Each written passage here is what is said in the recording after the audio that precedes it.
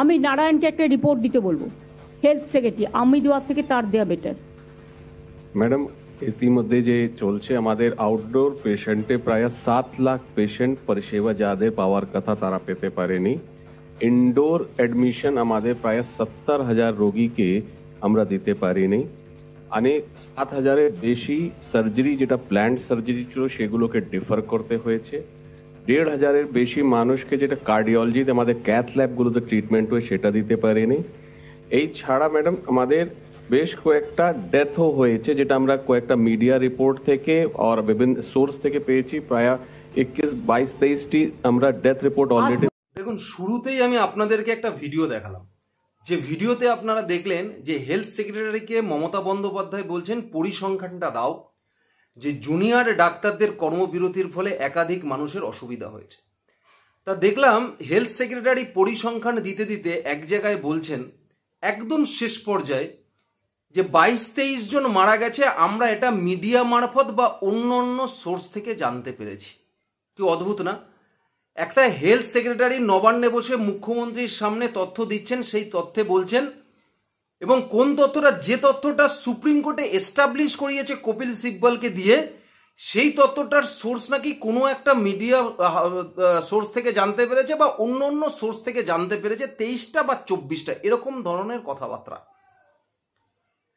যে স্বাস্থ্য দপ্তর করোনার সময় যখন একাধিক মানুষ মারা যাচ্ছিল, সেই সময় দাঁড়িয়ে যখন মিডিয়া প্রচার করছিল, তখন সেই মৃতের সংখ্যা বারবার চেপে চেপে স্বাস্থ্য দপ্তর বলছিল।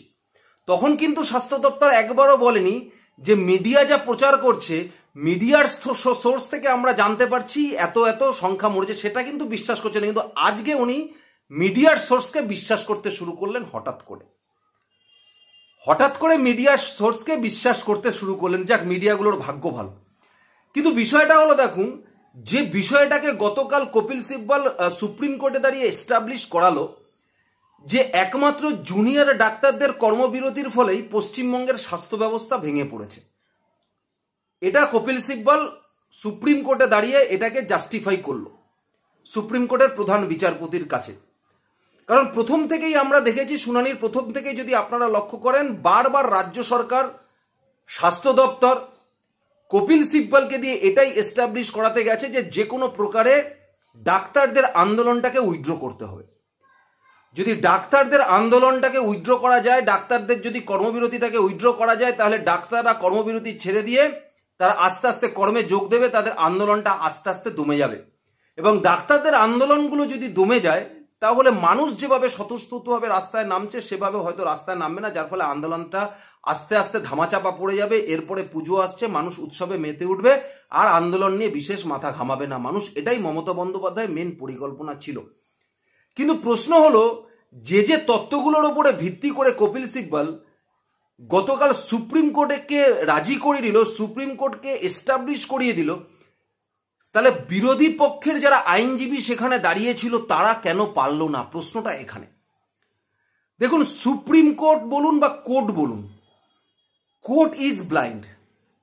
আপনি রাস্তায় কত আন্দোলন করছেন, রাস্তায় আপনি কত কিলোমিটার মানববন্ধন করলেন, রাস্তায় আপনি কদিন না খেয়ে বসে থাকলেন, রাস্তায় আপনি কটা প্লাকার্ড ঝোলালেন, কত জোরে স্লোগান দিলেন, সুপ্রিম কোর্ট কিন্তু এইসব কিছু দেখতে পাবে না।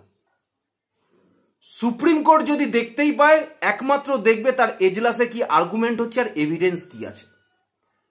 তাহলে যে মিথ্যে তথ্যটা কপিল সিব্বল ওখানে এস্টাবলিশ করতে সমর্থ হলো, তাহলে অন্য অন্য আইনজীবীরা যারা বিকাশ রঞ্জন ভট্টাচার্য ছিলেন বা যারা বিবাদী পক্ষের আইনজীবী ছিলেন, তারা কেন এই জিনিসটাকে এস্টাবলিশ করালেন না যে তথ্যটা কপিল সিব্বল দিচ্ছে সেটা ভুল তথ্য? কেন তারা করাতে পারলেন না? দেখবেন কপিল সিব্বল সেই সময় দাঁড়িয়ে শুনানির সময় আদালতে একাধিক আইনজীবীকে পিছনে রেখে তারা একের পর এক তথ্য তাকে সাপ্লাই করে যাচ্ছে, আর সেই তথ্যের উপর ভিত্তি করে সে কথা বলে যাচ্ছে। সেই তথ্য ভুলও হতে পারে, ঠিকও হতে পারে, কিন্তু তথ্য ডেলিভার করছে ঠিকঠাক। আজকে যদি উল্টো দিকে বিবাদী পক্ষ সেই রকম কোনো তথ্য খাড়া করতে পারতো, তাহলে হয়তো সুপ্রিম কোর্টের এই রায়টা, ডাক্তারীদের কর্মবিরতি থেকে সরে আসার রায়টা হয়তো বেরোতো না। এটা আপনাদের ঠিক করতে হবে।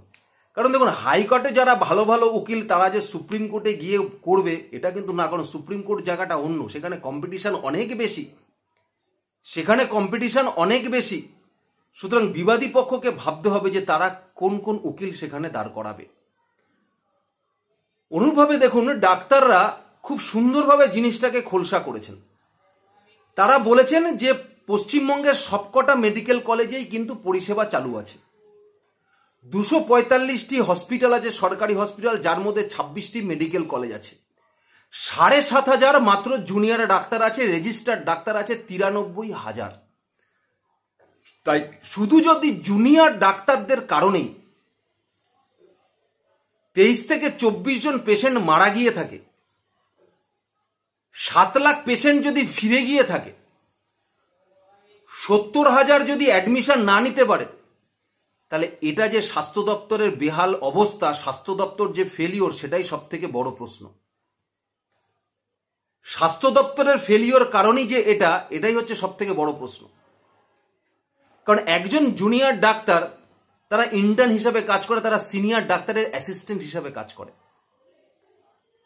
শুধুমাত্র জুনিয়র ডাক্তারদের জন্য যে স্বাস্থ্য ব্যবস্থা বেহাল হবে এটা কোনোদিন হতে পারে না। কিন্তু এটা সুপ্রিম কোর্টে এস্টাবলিশ করিয়েছে স্বাস্থ্য ভবন বা রাজ্য সরকার। এটা সুপ্রিম কোর্টে ভালোভাবে এস্টাবলিশ করিয়েছে। এই জায়গাটাতেই আপনাদের ধরতে হবে। আর যারা ভেঙে পড়েছেন গতকাল সুপ্রিম কোর্টের শুনানির পরে, তাদের ভাঙার কোনো জায়গা নেই। দেখবেন প্রথম হিয়ারিংয়ে, প্রথম শুনানিতে যখন সুপ্রিম কোর্টের কাছে সিবিআই বলেছিল যে আমরা 5 দিন পরে তদন্তভার হাতে নিয়েছি, অনেক প্রমাণ লোপাট হয়ে গেছিল,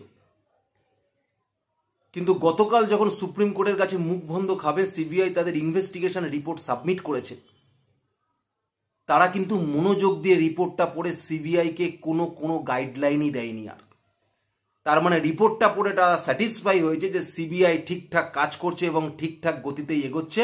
তারা বলেছে তদন্তের স্বার্থে এই রিপোর্ট আমরা সামনে আনতে পারবো না। যদি সিবিআই ঠিকঠাক পথে না থাকতো, সিবিআই যদি ঠিকঠাক তদন্তে এগোতে না পারতো, তাহলে গতকালই সুপ্রিম কোর্ট কিন্তু সিবিআইকে ভৎসনা করত। সেটা কিন্তু করেনি। তাদের ইনভেস্টিগেশন নাক গলায়নি, তাদের ইনভেস্টিগেশনের সিস্টেমে কোনো পরিবর্তন আনতে বলেনি। সুতরাং আপনাদের ধরে নিতে হবে যে সিবিআই এর তদন্ত ঠিকঠাক ভাবেই এগোচ্ছে। দেখুন, কোনো ক্ষেত্রেই বিচার দুদিনে হয়ে যায় না। দেখলেন না, মুখ্যমন্ত্রী মমতা বন্দ্যোপাধ্যায় সবাইকে উৎসবে ফিরে যাওয়ার জন্য বলছে অনেক তো হলো, 1 মাস 31 দিন হয়ে গেল, এবার সবাই উৎসবে ফিরে যান। একটা মেয়ের মা যখন মেয়েকে শ্মশানে দাহ করার পরে গঙ্গায় ডুব দিচ্ছে, সে বলছে যে মনে হচ্ছে আমার সারা জীবনের সঞ্চয়টা আমি গঙ্গায় ভাসিয়ে দিলাম। যে মা বলছেন মুখ্যমন্ত্রীর উৎসবের কথা শুনে যে আমি মানুষকে কিভাবে উৎসবে যেতে বলবো, আমি তো মা, আমার তো মেয়ে হারিয়ে গেছে, সে তো আর ফিরে আসবে না, সে তো আমার বাড়িতে দুর্গা পুজো করতো, এবার তো আমার বাড়িতে আর পুজো হবে না।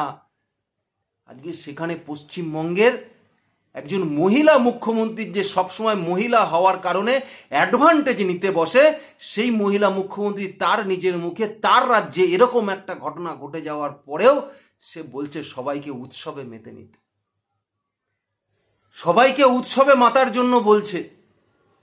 এর থেকে লজ্জা আর কি হতে পারে? ভেবেছিলেন সুপ্রিম কোর্টের এই নির্দেশের পরে জুনিয়র ডাক্তাররা তাদের কর্মবিরতি থামিয়ে দেবে? না, থামাচ্ছে না। তারা আজকে স্বাস্থ্য ভবন অভিযান করবে এবং তাদের যতদিন না তাদের দাবি পূরণ হচ্ছে তারা তুলবে না তাদের অবরোধ, কর্মবিরতি তারা তুলবে না। যদি মমতা বন্দ্যোপাধ্যায়ের ক্ষমতা থাকে, একজনের বিরুদ্ধেও শাস্তিমূলক ব্যবস্থা নিয়ে দেখুক না, একবার বলুক না প্রত্যেকটি ডাক্তার যে যদি একজনের বিরুদ্ধে ব্যবস্থা নেওয়া হয় তাহলে সবাই গণ ইস্তফা দেবে। দেখবেন পালানোর পথ পাবে না মমতা বন্দ্যোপাধ্যায়। এই যে বড় বড় কথা না, গতকাল যখন সুপ্রিম কোর্টের রায়ের পরে ওনার বডি ল্যাঙ্গুয়েজ চেঞ্জ হয়ে গিয়ে ওনার মধ্যে যে অধ্যত্ব দেখা দিয়েছে, সাংবাদিকদের সামনে বসে যেভাবে কথা বলেছে নবান্নে, তার অধ্যত্ব যেন ঝরে ঝরে পড়ছে। একবার বলুন না সিনিয়র ডাক্তাররা, যদি একবার জুনিয়র ডাক্তারদের গায়ে হাত হয় বা কোনো রকম ব্যবস্থা নিতে হয়, সিনিয়র ডাক্তাররা সব রিজাইন করবে। দেখবেন পালাবার পথ পাবে না মমতা বন্দ্যোপাধ্যায়। তবে এতদিন পর জুনিয়র ডাক্তাররা মুখ থেকে বলেছেন যে এটা হচ্ছে স্বাস্থ্যমন্ত্রীর অযোগ্যতা, স্বাস্থ্য দপ্তরের অযোগ্যতা। তাই আপনাদের বারবার বলবো, স্বাস্থ্য ভবন আর শুধু রাজভবন আর লালবাজার অভিযান না, অভিযান করতে হলে স্বাস্থ্যমন্ত্রীর বাড়িতে অভিযান করুন, অভিযান করতে হলে স্বাস্থ্যমন্ত্রীর দপ্তরে অভিযান করুন। স্বাস্থ্যমন্ত্রীর পদত্যাগ চান, তবেই আগামী দিনে প্রকৃত বিচার হবে। কারণ এই যে সিস্টেম মমতা বন্দ্যোপাধ্যায় তৈরি করে নিয়েছে এই বিগত 13 বছরে, ধর্ষকদের বাঁচানোর জন্য একাধিক কোটি কোটি টাকা খরচা করে দামি দামি লয়ারকে দাঁড় করাবে, ধর্ষকদের বাঁচানোর জন্য প্রমাণ লোপাট করবে। তার কাছে ধর্ষকদের বাঁচানোটাই বড় ইম্পর্টেন্ট। যারা ধর্ষিতা হয়েছে তাদের প্রতি তার কোনো সিম্প্যাথি নেই। এই যে সমাজ মমতা বন্দ্যোপাধ্যায় তৈরি করেছে, এই যে সিস্টেম মমতা বন্দ্যোপাধ্যায় তৈরি করতে চেয়েছে, এই সিস্টেমটাকে আমাদের শেষ করতে হবে, সিস্টেমটাকে ভাঙতে হবে। তাই যদি উৎসব পালন করতে হয় তাহলে রাস্তায় নেমে মানববন্ধনের মধ্যে দিয়ে, বোন বলুন দিদি বলুন, তার বিচার চাওয়ার মধ্যে দিয়েই আপনারা উৎসব পালন করবেন, তবেই হবে তা প্রকৃত আন্দোলন। সুতরাং থেমে কেউ থাকবে না। এই আন্দোলন যেরম ভাবে চলছে, এই আন্দোলন আরো তীব্র থেকে তীব্রতর হবে, এটা মমতা বন্দ্যোপাধ্যায় যেন জেনে রাখে।